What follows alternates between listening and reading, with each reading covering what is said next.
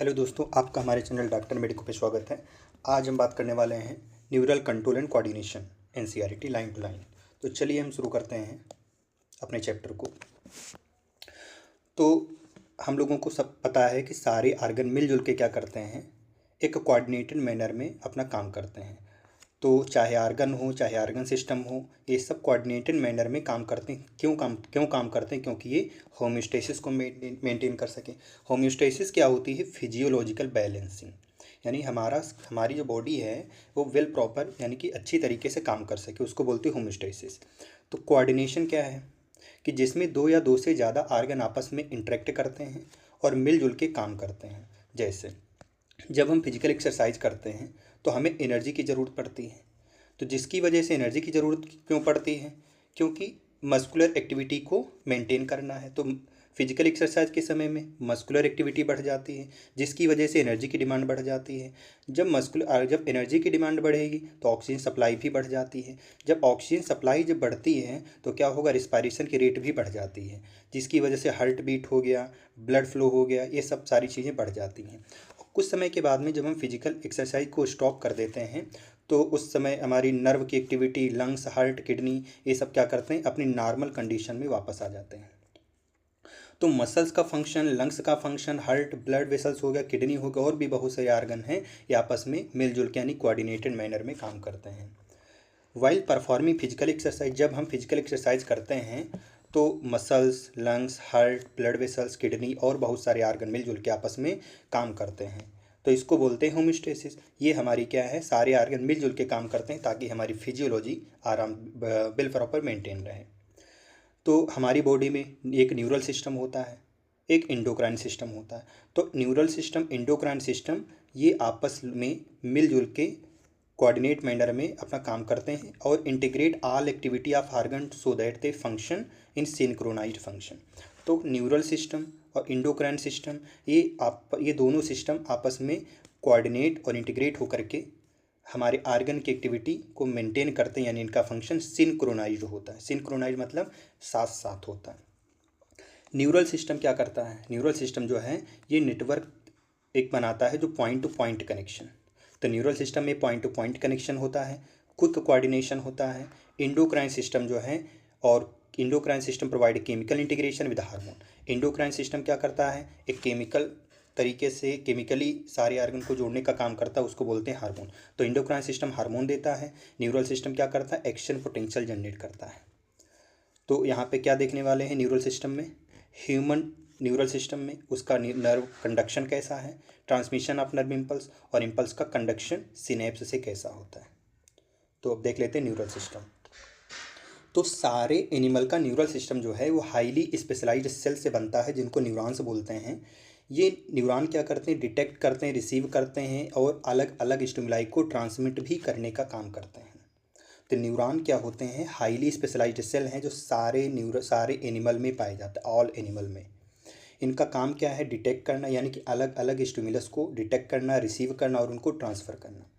Neural organisation बहुत simple हो सकता है लोअर इनवर्टिब्रेटा में, जैसे हाइड्रा में। हाइड्रा में जो है नेटवर्क ऑफ न्यूरॉन पाया जाता है। न्यूरल सिस्टम अच्छा बेटर ऑर्गेनाइज्ड हो गया इंसेक्टा में, जहाँ पे ब्रेन जो है रिप्रेजेंट करता है नंबर ऑफ गैंग्लिया को और न्यूरल टिश्यू। ब्रेन यानी कि इंसेक्टा का ब्रेन जो है उसमें गैंग्लिया और न्यूरल टिश्यू दोनों आते हैं, वो लोग मिलकर के ब्रेन बनाते हैं इंसेक्टा का। जबकि वर्टिब्रेटा का जो न्यूरल सिस्टम है वो मोर डेवलप्ड होता है। तो ह्यूमन न्यूरल सिस्टम की बात कर लेते हैं। तो ह्यूमन न्यूरल सिस्टम जो है दो पार्ट में डिवाइडेड होता है, एक सेंट्रल नर्वस सिस्टम CNS, दूसरा peripheral nervous system PNS। Central nervous system में कौन आता है? ब्रेन आता है, स्पाइनल कार्ड आता है। ब्रेन और स्पाइनल कार्ड क्या है? ये हमारे इन्फॉर्मेशन को प्रोसेसिंग भी करते हैं और कंट्रोल भी करते हैं। पेरीफेरल नर्वस सिस्टम में सारी नर्व आ जाती हैं जो सेंट्रल नर्वस सिस्टम से जुड़ी होती हैं। सेंट्रल नर्वस सिस्टम में कौन कौन आती है? ब्रेन और स्पाइनल कार्ड आते हैं। तो इनसे जुड़ी हुई नर्व जो हैं हमारे किस में आ जाएंगी? पेरीफेरल नर्वस सिस्टम में आ जाती हैं। पेरीफेरल नर्वस सिस्टम में दो नर्व फाइबर होते हैं, दो तरीके के नर्व फाइबर, एक एफरेंट नर्व फाइबर, एक इफरेंट। तो एफरेंट को हम याद कर सकते हैं आने वाली, एफरेंट जो है ये आने वाली है, इफरेंट क्या है? जाने वाली है। तो ई फार होता है एग्जिट, तो ऐसे याद कर सकते हैं। तो एफरेंट फाइबर क्या करती है, इम्पल्स को सेंट्रल नर्वस सिस्टम के ब्रेन को सप्लाई करती है, और इफरेंट क्या करती है, ब्रेन से बॉडी पार्ट को लेके जाती है। एफरेंट नर्व फाइबर क्या करती हैं कि इम्पल्स को टिश्यू या आर्गन से सीएनएस को लेके जाती है, और इफरेंट फाइबर क्या करती है, ये अपनी इम्पल्स को सेंट्रल नर्वस सिस्टम से पेरीफेरल टिश्यू या आर्गन को भेजने का काम करती है। पेरीफेरल नर्वस सिस्टम दो पार्ट में डिवाइडेड है, एक तो सोमैटिक न्यूरल सिस्टम, दूसरा autonomic neural system. Somatic neural system क्या करता है, ये सोमैटिक यानी स्केलेटल, तो सेंट्रल नर्वस सिस्टम से इम्पल्स को स्केलेटल मसल्स को भेजने का काम करता है, जबकि ऑटोनोमिक न्यूरल सिस्टम जो है ये इम्पल्स को सेंट्रल नर्वस सिस्टम से इनवॉल्यूंटरी आर्गन को भेजने का काम करता है। तो जो स्केलेटल मसल्स को इम्पल्स लाएगा सेंट्रल नर्वस सिस्टम से वो सोमैटिक न्यूरल सिस्टम होगा, जो इनवॉल्यूंटरी आर्गन को लाएगा, वो इनवॉल्यूंटरी आर्गन तक इम्पल्स सेंट्रल नर्वस सिस्टम से लाएगा, वो होगा हमारा ऑटोनोमिक न्यूरल सिस्टम। और क्या करता है, ऑटोनोमिक न्यूरल सिस्टम में इनवॉल्यूंटरी आर्गन आती हैं और स्मूथ मसल्स भी आती हैं। तो ऑटोनोमिक न्यूरल सिस्टम जो है ये सेंट्रल नर्वस सिस्टम से इम्पल्स को इनवॉल्यूंटरी आर्गन, किसको, इनवॉल्यूंटरी आर्गन को और स्मूथ मसल्स को सप्लाई करती है। ऑटोनोमिक न्यूरल सिस्टम जो है इसको फर्दर और दो पार्ट में क्लासीफाई किया गया, सिंपैथेटिक न्यूरल सिस्टम, दूसरा पैरासिम्पैथेटिक न्यूरल सिस्टम। तो एक हमारे पास में विसरल न्यूरल सिस्टम है। विसरल न्यूरल सिस्टम क्या है, पेरीफेरल न्यूरल सिस्टम का ही एक पार्ट होता है। इसके पास में सारे नर्व का whole complex of nerve, fiber, ganglia और फ्लक्सेज आते हैं, जिनके जरिए से सेंट्रल नर्वस सिस्टम से इम्पल्स ट्रांसफ़र किया ट्रेवल करता है। तो विसरल न्यूरल सिस्टम क्या है, पेरीफेरल नर्वस सिस्टम का ही पार्ट है। इसके पास में whole complex of nerve, fiber, ganglia और फ्लक्सेज आती हैं, और सेंट्रल नर्वस सिस्टम से इम्पल्स जो है वो इन्हीं के जरिए से ट्रेवल करता है। किसको, विसरा यानी इनवॉल्यूंटरी पार्ट, विसरा मतलब involuntary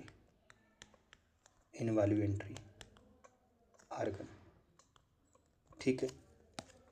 and viscera to central nervous system, यानी कि इन्हीं के जरिए से, यानी विसरल नर्वस सिस्टम क्या होता है, जो सेंट्रल नर्वस सिस्टम से इम्पल्स को, सेंट्रल नर्वस सिस्टम से इम्पल्स को विसरल यानी आर्गन, इनवॉल्यूंटरी आर्गन तक, और इनवॉल्यूंटरी आर्गन से सेंट्रल नर्वस सिस्टम तक इम्पल्स को ट्रांसफ़र करने का काम करता है। अब देख लेते हैं न्यूरॉन। न्यूरॉन क्या है, structural and functional unit of neural system. Neuron क्या है, हमारी न्यूरल सिस्टम का स्ट्रक्चरल और फंक्शनल यूनिट होता है। न्यूरॉन क्या है, एक माइक्रोस्कोपिक स्ट्रक्चर होता है जो 3 मेजर पार्ट से बनता है। कौन है 3, एक तो सेल बॉडी होती है, डेंड्राइड होती है, एक्सॉन होता है। सेल बॉडी के पास में साइटोप्लाज्म और टिपिकली सेल ऑर्गेनेल होते हैं, कुछ ग्रेन्यूल बॉडी भी पाई जाती हैं। तो सेल बॉडी के पास में कौन कौन है, एक तो साइटोप्लाज्म है, दूसरा कुछ ऑर्गेनेल भी पाए जाते हैं, तीसरा ग्रेन्युलर बॉडी पाई जाती है, जिनको बोलते हैं उस ग्रेन्युलर बॉडी को निसल्स ग्रेन्यूल। अब ये निसल्स ग्रेन्यूल किससे बनते हैं, आरएनए प्लस प्रोटीन के, आरएनए और प्रोटीन से मिलकर के हमारे निसल्स ग्रेन्यूल बनते हैं। तो निसल्स ग्रेन्यूल हो गया, और कुछ सेल ऑर्गेनेल हो गए, और साइटोप्लाज्म हो गया, ये सब मिलजुल के सेल बॉडी बनाते हैं, ठीक है। अब short fiber which branch repeated, ठीक है, Nissl's granule short fiber which branch repeated and project out the cell body. तो जो सेल बॉडी से जो छोटे छोटे फाइबर निकलते हैं, उनसे ब्रांचें निकलती हैं, उनके पास भी निसल्स ग्रेन्यूल होते हैं, उन ब्रांचेस को बोलते हैं डेंड्राइट। तो निसल्स ग्रेन्यूल कहाँ पाए गए, निसल्स ग्रेन्यूल जो हमारे पास पाए गए, एक तो डेंड्राइड में, एक तो डेंड्राइट्स में पाया गया, दूसरा कहाँ पे, सेल बॉडी में। तो निसल्स ग्रेन्यूल सेल बॉडी और डेंड्राइड में पाए गए। तो सेल बॉडी से छोटी छोटी ब्रांचेज और उससे छोटे छोटे फाइबर, यानी कि सेल बॉडी से ब्रांचेस रिपीट करती हैं और उनसे छोटे छोटे फाइबर निकलते हैं, तो उनका नाम होता है डेंड्राइट। तो डेंड्राइट कहाँ से निकलते हैं, सेल बॉडी से। डेंड्राइट के पास भी निसल्स ग्रेन्यूल होते हैं। दीज फाइबर यानी कि इन डेंड्राइट्स का काम क्या होता है, इम्पल्स को सेल बॉडी की तरफ लाना, ट्रांसफ़र करना। तो डेंड्राइट का काम क्या है, नर्व इम्पल्स को सेल बॉडी की तरफ लाना। एक एक्सॉन होता है जो लॉन्ग फाइबर है, डिस्टल एंड होता है इसका ब्रांच्ड। तो लॉन्ग फाइबर होता है एक्सॉन, और एक्सॉन का जो दूर वाला एंड है वो ब्रांच्ड होता है, जिसको डिस्टल एंड बोलते हैं। अब इसके पास में, इस ब्रांच के पास में जब टर्मिनेट करती तो वहाँ पे एक बल्ब लाइक स्ट्रक्चर होता है, जिसको बोलते हैं सिनेप्टिक नॉब। सिनेप्टिक नॉब कहाँ पाया जाता है, डिस्टल एंड पे। इसके पास में सिनेप्टिक वेसाइकल्स होती हैं जो एक तरीके का केमिकल रखती हैं, उस केमिकल को बोलते हैं न्यूरोट्रांसमीटर। अब एक्सॉन ट्रांसफ़र करता है नर्व इम्पल्स को सेल बॉडी से दूर। तो सेल बॉडी की तरफ कौन इम्पल्स लाता है? डेंड्राइट। और सेल बॉडी से दूर कौन इम्पल्स लेके जाता है? वो एक्सॉन होता है। और जहाँ पे अपना एक जंक्शन बनाते हैं उसको सिनेप्स बोलते हैं या न्यूरोमस्कुलर जंक्शन बोलते हैं, जहाँ पर न्यूरॉन और मसल्स के बीच में एक कनेक्शन होता है, उसको बोलते हैं न्यूरोमस्कुलर जंक्शन। तो एक्सॉन और डेंड्राइट के नंबर के बेसिस पे न्यूरॉन को 3 पार्ट में डिवाइड किया गया है। जिनके पास में एक एक्सॉन हो या एक एक्सॉन हो 2 से ज़्यादा डेंड्राइड हो तो उनको मल्टीपोलर न्यूरॉन बोलते हैं। ये मल्टीपोलर न्यूरॉन सेरिब्रल कॉर्टेक्स में पाया जाता है। बाईपोलर न्यूरॉन होता है, बाईपोलर न्यूरॉन के पास में एक एक्सॉन होता है, एक डेंड्राइड होता है, तो बाईपोलर न्यूरॉन होगा। ये हमारे रेटिना ऑफ आई में पाया जाता है। यूनिपोलर न्यूरॉन के पास में एक सेल बॉडी होती है और एक एक्सॉन होता है। तो cell body with axon, cell body with only 1 axon अगर होगा तो यूनिपोलर। यूनिपोलर में केवल एक एक्सॉन होता है, एक सेल बॉडी होगी। तो ये कहाँ पाया जाएगा? एम्ब्रियोनिक स्टेज में पाया जाता है। अब देयर आर 2 टाइप्स, 2 तरीके के एक्सॉन होते हैं, एक तो माइलिनेटेड, दूसरा नॉन माइलिनेटेड होते हैं। माइलिनेटेड नर्व फाइबर जो होते हैं इनके पास में इन्वेलप्ड होती हैं, उनमें स्वान सेल से कवर्ड होती, स्वान सेल जो है माइलिन बनाती हैं। तो ऐसे फाइबर जिनमें स्वान सेल होती हैं वो माइलिन भी बनाती हैं, तो उस नर्व फाइबर का नाम होता है माइलिनेटेड नर्व फाइबर। तो ये स्वान सेल क्या करती है? माइलिन शीथ एक्सॉन के चारों तरफ बनाती हैं। और ये बोल सकते हैं जहाँ पे माइलिन शीथ एक्सॉन में गैप नहीं होती है, यानी कि 2 आस पास वाली माइलिन शीथ के बीच में जो गैप पाई जाती है उसको बोलते हैं नोड ऑफ रैनबियर। वहाँ पे स्वान सेल होती तो हैं लेकिन माइलिन शीथ नहीं बनाती। तो माइलिनेटेड नर्व फाइबर जो है कहाँ पाए जाते हैं? स्पाइनल और क्रेनियल नर्व में। अनमाइलिनेटेड नर्व फाइबर जो होते हैं ये स्वान सेल से कवर्ड तो होते हैं लेकिन ये माइलिन शीथ नहीं बनाते हैं एक्सॉन के चारों तरफ। तो ये कहाँ पर पाए जाते हैं? हमारे ऑटोनोमिक और सोमैटिक न्यूरल सिस्टम में। तो हम ये याद कर सकते हैं किसको, कहाँ पे माइलिनेटेड होगा नर्व फाइबर, कौन अनमाइलिनेटेड होगा। तो अनमाइलिनेटेड का एग्जांपल है यूएसए। तो यू फार हो गया अनमाइलिनेटेड, अनमाइलिनेटेड हो गया। एस फार हो गया हमारे पास somatic nervous system, somatic neural system हो गया। और ए फार हो गया हमारे पास ऑटोनोमिक, ऑटोनोमिक न्यूरल सिस्टम हो गया। एक हमारे पास में है जिसको बोलते हैं एमएससी से याद कर सकते हैं उसको, माइलिनेटेड वाले को, माइलिनेटेड वाले को याद कर सकते हैं एमएससी से।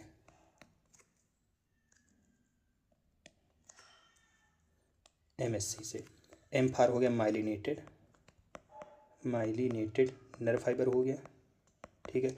एस फार हो गया स्पाइनल कॉर्ड, स्पाइनल कॉर्ड। सी फार हो गया क्रेनियल नर्व, क्रेनियल नर्व।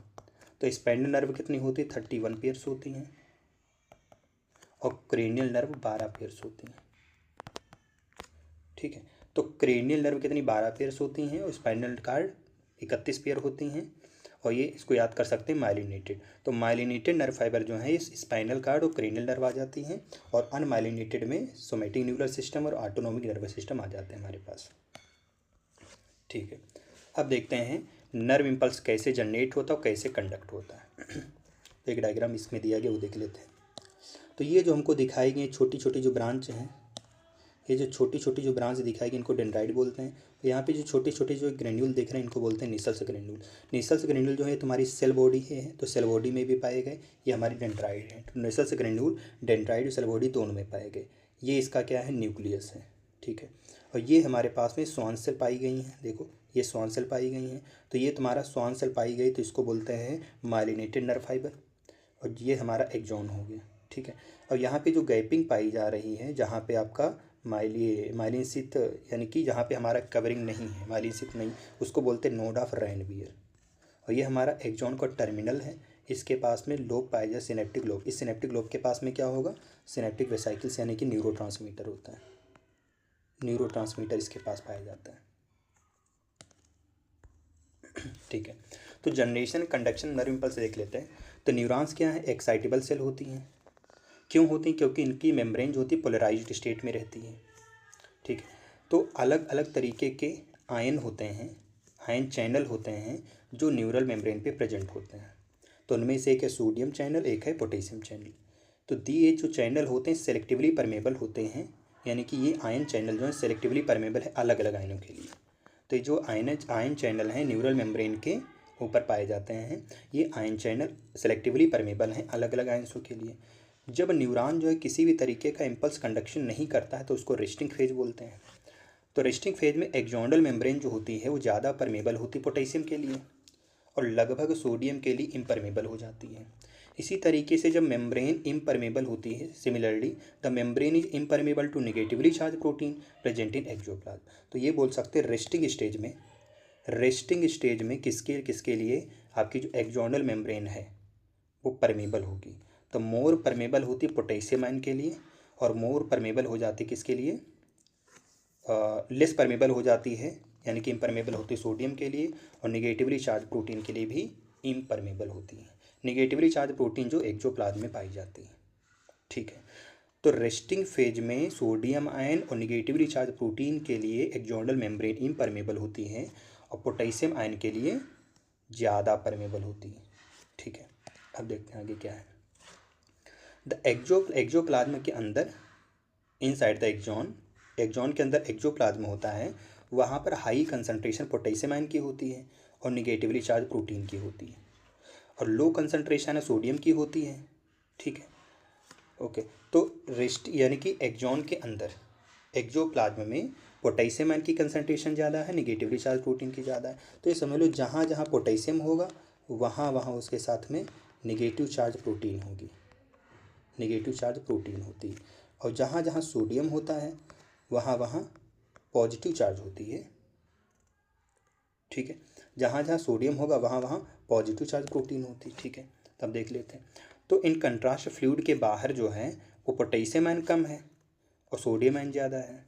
तो इस तरीके से एक तरीके का कंसंट्रेशन ग्रेडियंट बन गया। तो एक्सोप्लाज्म के अंदर पोटेशियम आयन ज़्यादा है और निगेटिवली चार्ज प्रोटीन ज़्यादा है और सोडियम आयन कम है। और बाहर जो है फ्लूइड के बाहर जो है पोटेशियम आयन कम है, सोडियम आयन ज़्यादा है। इस तरीके का एक कंसंट्रेशन ग्रेडियंट बन गया। यही जो आयोनिक ग्रेडियंट है ये रेस्टिंग मेम्ब्रेन के ऊपर यानी कि सोडियम पोटेशियम पंप के तरीके एक्टिव कर देता है। यानी कि आयनिक ग्रेडियंट क्या करता है, सोडियम पोटेशियम पंप को एक्टिवेट कर देता है। इसकी वजह से हमारा एक्शन पोटेंशियल जनरेट होगा।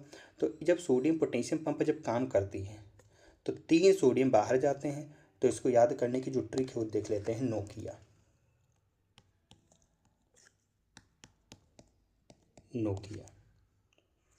तो एन फार क्या है, सोडियम आयंस। ओ फार क्या है, आउटसाइड। के फार क्या है, पोटेशियम आयन। आई फार क्या है, इनसाइड। ए फार क्या है, एटीपी। तो इसको 3 2 1 तो इसको याद कर सकते हैं। 3 सोडियम बाहर जाते हैं तब 2 पोटेशियम अंदर आते हैं और इस दौरान में 1 एटीपी का खर्चा होता है।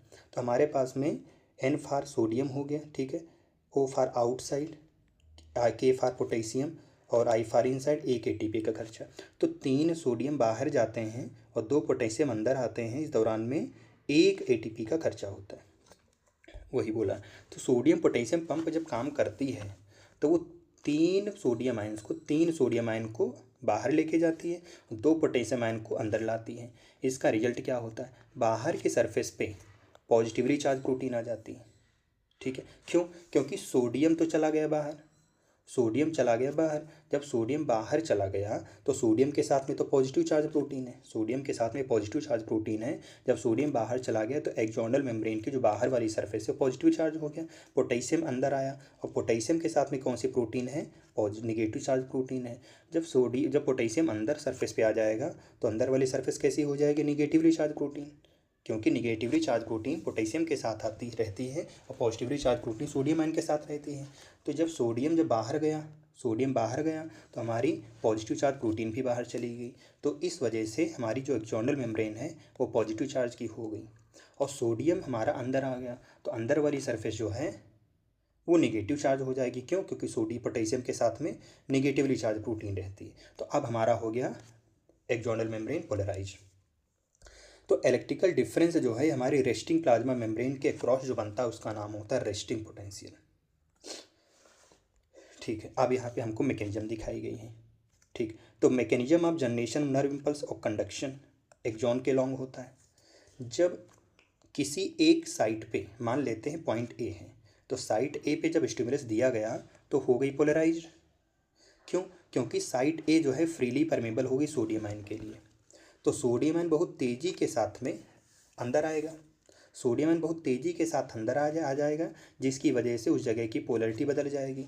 तो बाहर वाली सरफेस जो है वो निगेटिवली चार्ज हो जाएगी। क्यों? क्योंकि सोडियम तो अंदर आ गया, सोडियम अंदर आएगा तो अंदर वाली मेम्ब्रेन पॉजिटिव हो जाएगी, क्योंकि सोडियम के साथ पॉजिटिव चार्ज प्रोटीन। और बाहर वाली सरफेस जो है वो निगेटिव हो जाएगी। क्यों? क्योंकि बाहर तो तुम्हारा पोटेशियम है। तो बाहर वाली सरफेस जो है निगेटिवली चार्ज हो गई और अंदर वाली सरफेस पॉजिटिवली चार्ज हो गई। तो दोबारा देख लेते हैं एक बार और दोबारा।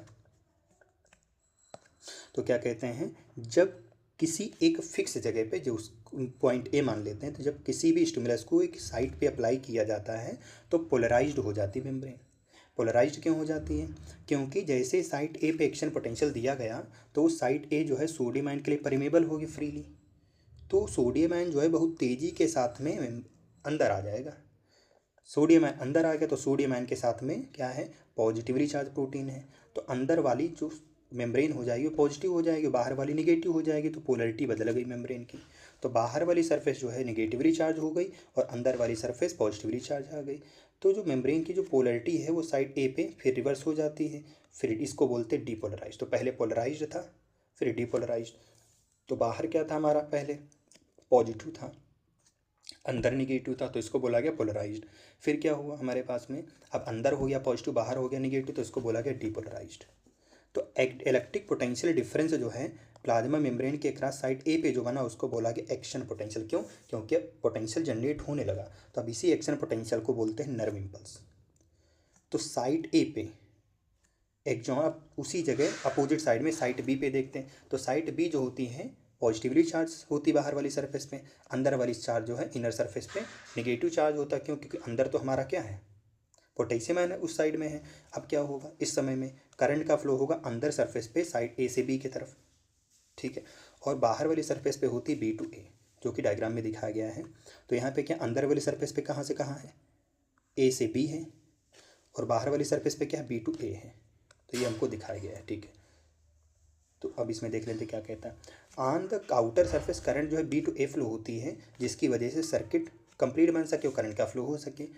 तो पोलरिटी जो है ए साइड पे वो रिवर्स हो जाती है, तो एक्शन पोटेंशियल जनरेट होता है साइड बी पे। तो इम्पल्स जो है जिसको एक्शन पोटेंशियल बोला गया वो साइड ए पे, साइड ए से आता है साइड बी से, तो ए से बी की तरफ चला गया। यही सीक्वेंस बार बार रिपीट होता है पूरे एक्सॉन में और इम्पल्स इस तरीके से कंडक्ट होता है। तो एक बार डायग्राम से देख लेते हैं। तो ये हमको क्या दिया गया है, ए का और बी का। तो ए में देखो, तो बाहर क्या है, जैसे ही हमारा सोडियम तो बाहर है, ठीक, बाहर की है मेम्ब्रेन निगेटिवली चार्ज, अंदर वाली है पॉजिटिवली चार्ज। इस कंडीशन को बोलते हैं पोलराइज्ड, ठीक है। तो ये हमारी है कंडीशन पोलराइज्ड, पोलराइज्ड हो गया। अब बाहर सोडियम है, सोडियम के साथ पॉजिटिवली चार्ज प्रोटीन होती। अब सोडियम क्या होगा, अंदर आ जाएगा। जैसे ही एक्शन पोटेंशियल जनरेट किया जाएगा, जैसे ही कोई यहाँ पे स्टिमुलस आया, यहाँ पे आया स्टिमुलस ए पे, तो जैसे स्टिमुलस आया तो सोडियम चैनल ओपन हो गए। सोडियम चैनल ओपन हो गए, तुरंत क्या होगा, सोडियम आयन बाहर से अंदर की तरफ एक्सोप्लाज्म में आने लगेगा और उसके साथ में पॉजिटिवली चार्ज प्रोटीन भी आ जाती है। तो अंदर वाली सरफेस हो गई पॉजिटिव, तो बाहर वाली क्या हो गई, निगेटिव, बाहर वाली हो गई निगेटिव, ठीक है। ये पॉजिटिव निगेटिव, तो एक तरीके का क्या हुआ, एक्शन पोटेंशियल जनरेट हुआ। तो इसी नर्व इम्पल्स को, यानी कि इसी एक्शन पोटेंशियल को बोला गया नर्व इम्पल्स। ये हो गया सोडियम की कहानी। अब दूसरी साइड पे अगर मैं साइड बी पे देखूँ, तो साइड बी पे जैसे ही एक्शन पोटेंशियल दिया गया, तो साइड बी पे क्या है, अंदर वाली जगह निगेटिवली चार्ज है, बाहर वाली सरफेस पॉजिटिवली चार्ज है। जैसे ही एक्शन पोटेंशियल बी पे आया तो बी क्या हो गई, अब यहाँ पे हमारी अंदर वाली हो जाएगी पॉजिटिव, बाहर वाली हो जाएगी निगेटिव। क्यों? क्योंकि सोडियम आ गया अंदर, तो बाहर हो गया सोडियम कम, तो सोडियम के साथ में पॉजिटिवली चार्ज प्रोटीन, तो अंदर पॉजिटिव बाहर निगेटिव। तो इस तरीके से ए पे जो चार्ज होगा बाहर वाली सरफेस पे, वो कहाँ से कहाँ चलता है, निगेटिव टू पॉजिटिव, ठीक है। और ये वाला क्या चलेगा, पॉजिटिव टू निगेटिव। इस तरीके का एक करंट कंप्लीट सर्किट बन जाता है और हमारा नर्व इम्पल्स होने लगता है, ट्रेवल होने लगता है। Rise in stimulus induce permeability to sodium ion. तो ये जैसे स्टिमुलस दिया जाता है तुरंत हमारा सोडियम आयन की परमेबिलिटी बहुत तेज़ी के साथ बढ़ जाती है, लेकिन कम समय के लिए।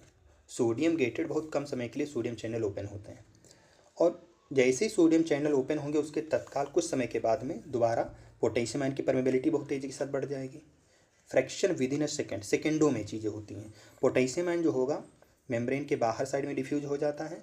क्यों होता है? क्योंकि हमारा जो रेस्टिंग पोटेंशियल को रिस्टोर करता है, ताकि दोबारा एक्शन पोटेंशियल आगे की ओर ट्रांसफर होता जाए। तो fibre become more and more responsive to further stimulation. अब transmission of impulse. Nerve impulse जो है वो एक न्यूरॉन से दूसरे न्यूरॉन को ट्रांसफ़र किया जाता है जंक्शन से। उस जंक्शन को बोलते हैं सिनेप्सिस। सिनेप्सिस जो है ये मेम्ब्रेन यानी प्री सिनेप्टिक न्यूरॉन और पोस्ट सिनेप्टिक न्यूरॉन के बीच में होता है। यानी कि प्री सिनेप्टिक न्यूरॉन और पोस्ट सिनेप्टिक न्यूरॉन्स के बीच में जो गैप पाई जाती है उसको बोलते हैं सिनेप्टिक क्लेफ्ट। तो ये गैप हो भी सकती है, नहीं भी हो सकती है। यानी कि पोस्ट सिनेप्टिक मेम्ब्रेन और प्री सिनेप्टिक मेम्ब्रेन एक दूसरे से सेपरेट हो सकते हैं और नहीं भी हो सकते हैं। अगर सेपरेटेड हैं तो उनके बीच में गैप होगी, उस गैप को बोलते हैं सिनेप्टिक क्लेफ्ट। तो हमारे पास में दो तरीके के सिनेप्स होते हैं, एक इलेक्ट्रिकल सिनेप्स होता है, एक केमिकल सिनेप्स होता है। इलेक्ट्रिकल सिनेप्स में प्री और पोस्ट सिनेप्टिक मेम्ब्रेन जो होती है बहुत पास होती हैं, तो इस वजह से इसमें करंट का फ्लो डायरेक्टली एक न्यूरॉन से दूसरे न्यूरॉन में इन्हीं सिनेप्स से होता रहता है। और जो इम्पल्स का जो ट्रांसमिशन है वो इलेक्ट्रिकल सिनेप्स जो में वो बहुत सिमिलर होता है इम्पल्स कंडक्शन का एक्सॉन से होता हुआ। ठीक है, तो क्या कहते हैं, इम्पल्स का जो ट्रांसमिशन है इलेक्ट्रिकल सिनेप्स में वेरी सिमिलर है टू इम्पल्स कंडक्शन। यानी जिस तरीके से इम्पल्स कंडक्शन होता है उसी तरीके से इलेक्ट्रिकल सिनेप्स में भी इम्पल्स का ट्रांसमिशन होता है। किसके लॉन्ग? सिंगल एक्सॉन के लॉन्ग। इम्पल्स जो ट्रांसमिट किया जाता है वो इलेक्ट्रिकल सिनेप्स से वो बहुत तेज़ी के साथ होगा केमिकल सिनेप्स से। यानी कि इलेक्ट्रिकल सिनेप्स बहुत फास्टर होते हैं, इनकी इलेक्ट्रिकल सिनेप्स से क्या कहते हैं इम्पल्स को ट्रांसफ़र किया जाता है बहुत तेज़ी के साथ, और केमिकल सिनेप्स स्लोअर होते हैं। लेकिन इलेक्ट्रिकल सिनेप्स हमारे सिस्टम में बहुत रेयर होते हैं। हमारे शरीर में क्या है, सबसे ज़्यादा केमिकल सिनेप्स ही पाए जाते हैं। केमिकल सिनेप्स, इनमें प्री और पोस्ट सिनेप्टिक मेम्ब्रेन के बीच में सेपरेशन होता है, एक फ्लूइड फिल्ड स्पेस पाया जाता है, इसको बोलते हैं सिनेप्टिक क्लेफ्ट। अब यहीं पे पाई जाती है सिनेप्टिक वेसिकल्स। तो जो केमिकल इसमें इन्वॉल्वमेंट होते हैं उनको बोलते हैं न्यूरोट्रांसमीटर। न्यूरोट्रांसमीटर क्या करते हैं, इम्पल्स को इन्हीं सिनेप्स से होते हुए एक एक्सॉन से दूसरे एक्सॉन को ट्रांसफ़र करते हैं। एक्सॉन टर्मिनल के पास में वेसिकल्स फील्ड पाई जाती हैं, जिनके उस वेसिकल्स के पास में न्यूरोट्रांसमीटर होगा। इन्हीं वेसिकल्स को बोलते हैं सिनेप्टिक वेसिकल्स। जब इम्पल्स यानी एक्शन पोटेंशियल एक्सॉन टर्मिनल पे आता है तो क्या होगा, सिनेप्टिक वेसिकल्स जो हैं उनका मूवमेंट चालू हो जाता है और वो प्री सिनेप्टिक मेम्ब्रेन की तरफ जाके फ्यूज हो जाती हैं। प्री सिनेप्टिक मेम्ब्रेन से जा करके फ्यूज हो जाती है, वहाँ पे फ्यूज होकर के न्यूरोट्रांसमीटर को सिनेप्टिक क्लेफ्ट में रिलीज़ कर देंगी। अब जैसे ही न्यूरोट्रांसमीटर रिलीज होता है तो पोस्ट सिनेप्टिक मेम्ब्रेन पे इनके रिसेप्टर पाए जाते हैं, उनके साथ में जाता है और जुड़ जाता है। और जैसे जुड़ेगा तो हमारा क्या होगा, आयन चैनल ओपन हो जाते हैं और आयन की एंट्री जो होगी आगे फर्दर नया पोटेंशियल को जनरेट करवाएगा। फिर पोस्ट सिनेप्टिक मेम्ब्रेन पे नया पोटेंशियल जनरेट हुआ, फिर फर्दर का एक्सॉन से फिर आगे टर्मिनल यानी कि डेंड्राइट से फिर सेल बॉडी, फिर सेल बॉडी से एक्सॉन, फिर सिनेप्टिक क्लेफ्ट, इस तरीके से चलता रहता है। ये न्यू पोटेंशियल जो है ये एक्साइटरी भी हो सकता है, इनहिबिटरी, दोनों तरीके का होता है। ये डायग्राम हमको दिया गया देख लेते हैं। ये जो हमको दिए गए ये वाला इसको बोलते हैं एक्सॉन। ठीक है, ये वाला जो है इसको बोलते हैं एक्सॉन टर्मिनल। ये वाला जो है इतना पोर्शन ये एक्सॉन टर्मिनल है। ठीक है, ये वाला जो पोर्शन एक्सॉन टर्मिनल हो गया। ये जो वेसिकल्स पाई गई इनको सिनेप्टिक वेसिकल से बोलते हैं। ये वाली जो मेम्ब्रेन है, पहली वाली मेम्ब्रेन शुरुआती वाली तो प्री सिनेप्टिक मेम्ब्रेन हो गई, ये वाली लास्ट वाली तो उसको बोलते हैं पोस्ट सिनेप्टिक मेम्ब्रेन। इनके बीच में जो दरार पाई गई इसको बोलते हैं सिनेप्टिक क्लेफ्ट। और ये जो इसमें भरा गया इसको बोलते हैं, ये वाले जो हैं इनको बोलते हैं न्यूरोट्रांसमीटर। और ये जो रिसेप्टर पाए गए ये हमारी जो होते हैं पोस्ट सिनेप्टिक मेम्ब्रेन पे रिसेप्टर होते हैं। अब देखते हैं सेंट्रल नर्वस सिस्टम। तो ब्रेन जो है हमारी सेंट्रल इन्फॉर्मेशन रखता है, हमारी बॉडी की सेंट्रल इन्फॉर्मेशन रखने वाला ये आर्गन होता है ब्रेन। ठीक है, ब्रेन जो है कमांड और कंट्रोल सिस्टम भी है। ठीक, कमांड और कंट्रोल सिस्टम की तरीके से काम करता है और ये हमारी वॉल्यूंटरी मूवमेंट और बॉडी का बैलेंस और हमारे वॉल्यूंटरी वाइटल इनवॉल्यूंटरी आर्गन का फंक्शनिंग, इनका सबको कंट्रोल करता है, लंग्स, हार्ट, किडनी वगैरह। और थर्मो रेगुलेशन हो गया, भूख प्यास हो गई, और 24 डायूरिनल रिदम हो गया, और हमारे कुछ सेवरल इंडोक्राइन एक्टिविटी हो गई, ह्यूमन बिहेवियर हो गया, सब कुछ काम करता हमारा ये सेंट्रल नर्वस सिस्टम ब्रेन। ये जो है हमारा provision, processing of vision, vision की प्रोसेसिंग करना, hearing, speech, memory, intelligence, emotion, thought, इन सब की प्रोसेसिंग भी करता है। ह्यूमन ब्रेन जो है ये प्रोटेक्टेड होता है स्कल से। स्कल के अंदर ब्रेन होता है और ब्रेन जो कवर्ड किया जाता है कुछ मेनिंजी कुछ लेयर से, उन लेयर का नाम है क्रेनियल मेनिंजीज। तो इसके पास में 3 लेयर होती हैं। सबसे बाहर वाली ड्यूरा मैटर, मिडिल वाली अरेकिनोइड, सबसे अंदर वाली पाया मैटर होता है। यही एक वो मेम्ब्रेन पाया मैटर है जो ब्रेन टिश्यू से डायरेक्ट कनेक्शन रखती है। तो इसको याद करने की जो ट्रिक है वो DAP है। डी से ड्यूरा मैटर, ड्यूरा मैटर हो गया। ए से अरेकिनोइड, ए से अरेकिनोइड। पी से होगा पाया मैटर, पाया मैटर। तो ये आउटर है, ये आउटर टू इनर चलते हैं, तो DAP से याद कर सकते हैं। तो पाया मैटर जो है ब्रेन टिश्यू के कांटेक्ट में रहती है। ब्रेन को 3 मेजर पार्ट में डिवाइड किया गया है। पहला फोर ब्रेन, दूसरा मिड ब्रेन, तीसरा हाइंड ब्रेन। तो इसमें डायग्राम में देखते हैं क्या कहता है। ये जो हमको जो फोल्डिंग दिखाई गई इसको बोलते हैं सेरिब्रल हेमिस्फीयर। 2 होते हैं, राइट और लेफ्ट सेरिब्रल हेमिस्फीयर। राइट और लेफ्ट सेरिब्रल हेमिस्फीयर को जोड़ने का जो काम करता है वो कार्पस कैल्यूसम होता है। और ये वाला जो हमको डायग्राम दिखा है इसको बोलते हैं सेरिब्रल एक्विडक्टिक कैनाल होती है। ये वाला जो स्ट्रक्चर इसको बोलते हैं पॉन्स। और ये वाला जो लीफ लाइक स्ट्रक्चर दिख रहा है इसको बोलते हैं सेरिबेलम। और ये वाला जो इसको बोलते हैं मेडुला। और ये पीछे जो है क्या है, ये वाला मेडुला हो गया, सॉरी ये मेडुला है। ये आपकी जो ये दिख रही है स्पाइनल कॉर्ड हो गई। और पॉन्स, सेरिबेलम और मेडुला ये मिलकर के हाइंड ब्रेन बनाते हैं। और ये वाला जो पोर्शन दिख रहा है इसको बोलते हैं थैलमस। और थैलमस के नीचे होता है हाइपोथैलमस। और ये वाला जो इसको बोलते हैं सेरिब्रम। तो सेरिब्रम फोर ब्रेन में सेरिब्रम हो गया, थैलमस और हाइपोथैलमस आ जाते हैं। तो फोर ब्रेन देखते हैं, फोर ब्रेन में क्या दिया है। फोर ब्रेन के पास क्या क्या आते हैं, एक तो सेरिब्रम, थैलमस, हाइपोथैलमस आते हैं। सेरिब्रम जो है ह्यूमन ब्रेन का मेजर पार्ट बनाता है। इसके पास में एक डीप क्लेफ्ट पास करती है जो सेरिब्रम को लॉन्गिट्यूडनली 2 हाफ में डिवाइड करती है। तो एक लेफ्ट एक राइट, इनको बोलते हैं left right cerebral hemisphere. In right और लेफ्ट सेरिब्रल हेमिस्फीयर को जोड़ने वाली एक नर्व फाइबर की एक ट्रैक्ट होती है। उस ट्रैक्ट का नाम है कार्पस कैल्यूसम। जो सेल की जो लेयर होती है वो कवर की जाती है सेरिब्रल हेमिस्फीयर से, उसको बोलते हैं cerebral cortex. The layer of cells which cover the cerebral hemisphere, जो सेल्स की लेयर सेरिब्रल हेमिस्फीयर को कवर करती है उसको बोलते हैं सेरिब्रल कॉर्टेक्स। और इसी के पास में इन्फ्रोमिनेंट फोल्डिंग पाई जाती हैं। सेरिब्रल कॉर्टेक्स के पास में ग्रे मैटर होता है। सेरिब्रल कॉर्टेक्स के पास ग्रे मैटर होता है। ग्रे कलर क्यों होता है, ग्रे कलर क्यों होता है, क्योंकि इसके पास में सेल बॉडी ज़्यादा अमाउंट में पाई जाती है। तो सेल बॉडी ज़्यादा होगा तो ग्रे मैटर होगा, ठीक है। तो सेरिब्रल कॉर्टेक्स के पास में मोटर, सेंसरी और लार्ज रीजन, वो ना तो प्योरली सेंसरी है ना तो मोटर, उनको एसोसिएशन एरिया बोलते हैं। तो सेरिब्रल कॉर्टेक्स के पास में कौन कौन एरिया होते हैं, motor area, sensory area, motor area हो गया, सेंसरी एरिया हो गया, तीसरा एसोसिएशन एरिया। ये एसोसिएट एरिया क्या करते हैं, कॉम्प्लेक्स फंक्शन में काम करते हैं। कॉम्प्लेक्स फंक्शन में काम करते हैं जैसे inter sensory association, memory, communication. तो इसको याद कर सकते हैं MCI। MCI जो हैं ये एसोसिएशन एरिया के फंक्शन हैं। एसोसिएशन एरिया के फंक्शन है। M फॉर हो गया मेमोरी, मेमोरी। C फॉर हो गया कम्युनिकेशन और I फॉर हो गया इंटेलिजेंस।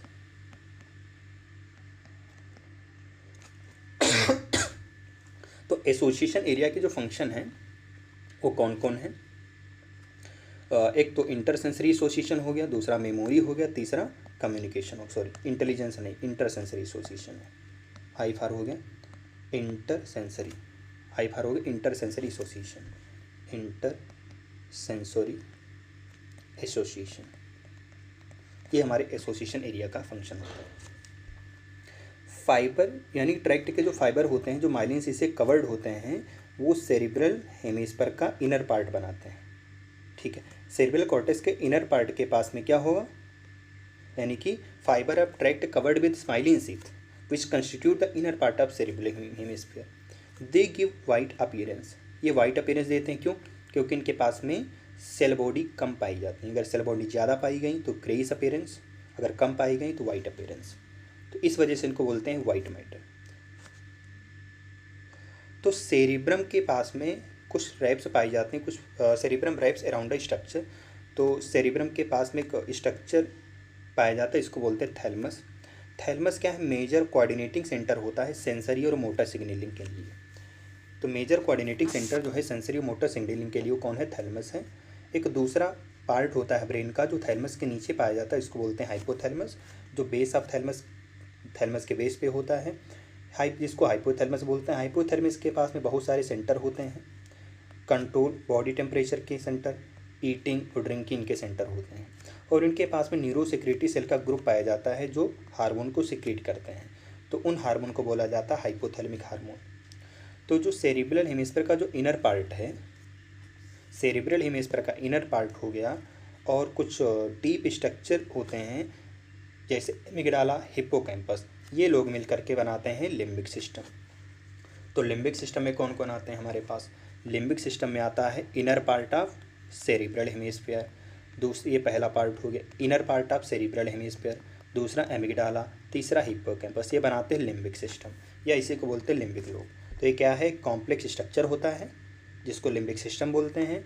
अब ये जो लिम्बिक सिस्टम है ये हाइपोथैलेमस के साथ मिल करके, along with hypothalamus, limbic system hypothalamus के साथ मिल करके सेक्सुअल बिहेवियर, इमोशनल रिएक्शन जैसे एक्साइटमेंट, प्रेजर, रेज और मोटिवेशन, इनको कंट्रोल करता है। तो इसको याद कर सकते हैं सेम से, SEN, S for sexual behaviour, E for emotion, M for motivation. तो ये जो काम करते हैं कौन करता है, लिम्बिक सिस्टम। तो लिम्बिक सिस्टम किसके साथ मिलके काम करता है, सब हाइपोथैलेमस के साथ। लिम्बिक सिस्टम बनता कैसे है, सेरिब्रल हेमिस्फीयर का इनर पार्ट हो गया, एमिग्डाला हो गया, हिप्पोकैम्पस हो गया, इन सब के साथ मिल करके कॉम्प्लेक्स स्ट्रक्चर बना देता है, उसको बोलते हैं लिम्बिक सिस्टम। ये लिम्बिक सिस्टम हाइपोथैलेमस के साथ मिल करके सेक्सुअल बिहेवियर, इमोशनल रिएक्शन और मोटिवेशन को कंट्रोल करता है, रेगुलेट करता है। आप देखते हैं मिड ब्रेन। मिड ब्रेन जो है थैलमस या हाइपोथैलेमस और हाइंड ब्रेन, जो पॉन्स रीजन, हाइंड ब्रेन का पॉन्स रीजन है, फॉर ब्रेन का थैलमस या हाइपोथैलेमस, उसके बीच में ये मिड ब्रेन पाया जाता है। इसके पास में कैनाल होती है, इसको बोलते हैं सेरिब्रल एक्वेडक्ट, जो मिड ब्रेन से पास होती है। जो डॉर्सल पोर्शन है मिड ब्रेन के, डॉर्सल पोर्शन में 4 राउंडेड स्वेलिंग्स यानी लोब्स पाई जाती है, इनको बोलते हैं कार्पोरा क्वाड्रिजेमाइना। तो कार्पोरा क्वाड्रिजेमाइना कितने नंबर में होती हैं, 4 राउंडेड लोब्स होती हैं जो मिड ब्रेन के डॉर्सल पोर्शन में पाई जाते हैं। हाइंड ब्रेन देखते हैं, तो हाइंड ब्रेन के पास में पॉन्स, सेरिबेलम और मेडुला होता है। मेडुला को नॉर्मली हम लोग मेडुला ऑब्लांगेटा कहते हैं।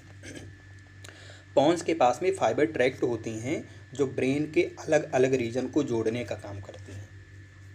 सेरिबेलम बहुत ज़्यादा ही कन्वोल्यूटेड सरफेस होता है, जिसकी वजह से एडिशनल स्पेस मिल जाता है बहुत सारे न्यूरॉन के लिए।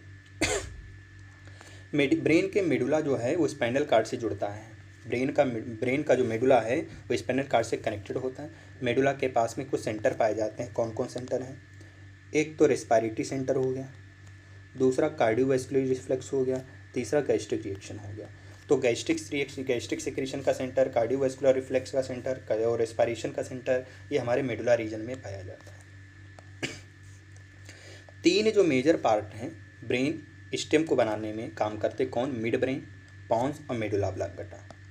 तो यहाँ पे लिख सकते हैं ब्रेन स्टेम।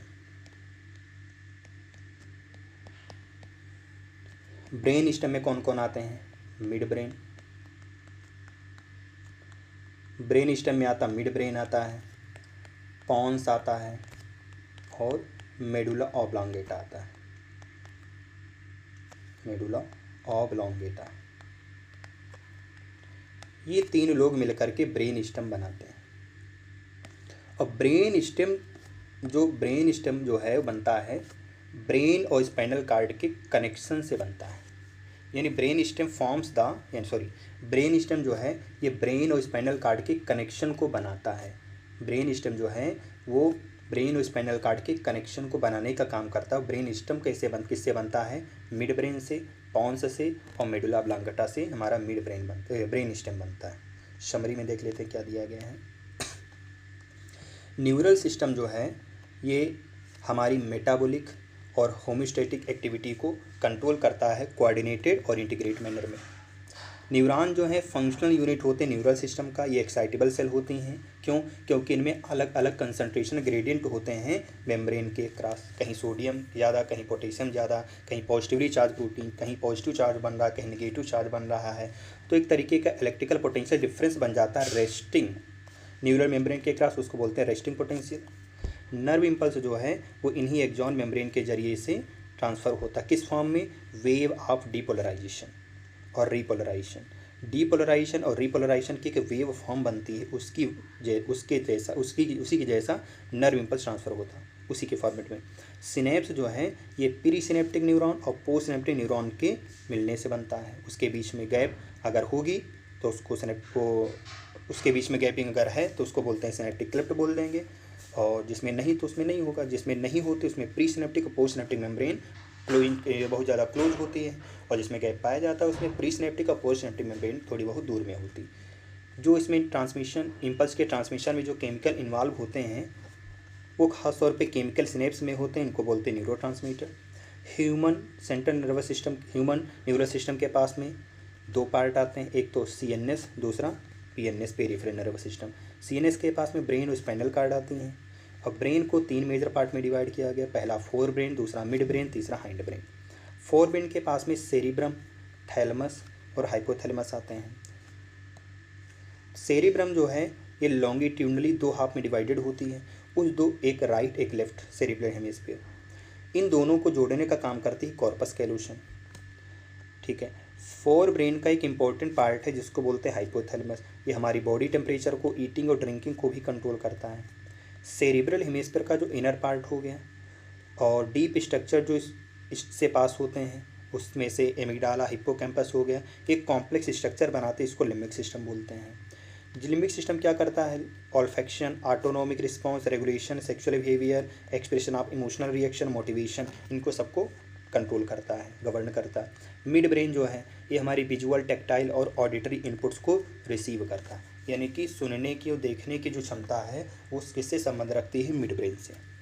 हाइंड ब्रेन के पास में पॉन्स, सेरिबेलम और मेडुला आते हैं। सेरिबेलम जो है वो इंटीग्रेट करता है इन्फॉर्मेशन को, कहाँ से निकालता है? सेमी सर्कुलर कैनाल, कान की सेमी सर्कुलर कैनाल से इन्फॉर्मेशन को रिसीव करता है, पहचानता है और फिर आगे चल करके अपना उसको ट्रांसफ़र करता है नर्व इम्पल्स के फॉर्मेट में।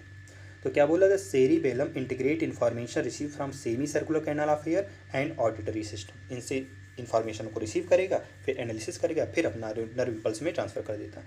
मेडुला के पास में इसको सेंटर होते हैं, एक respiratory centre, cardiovascular reflex centre, gastric secretion का सेंटर।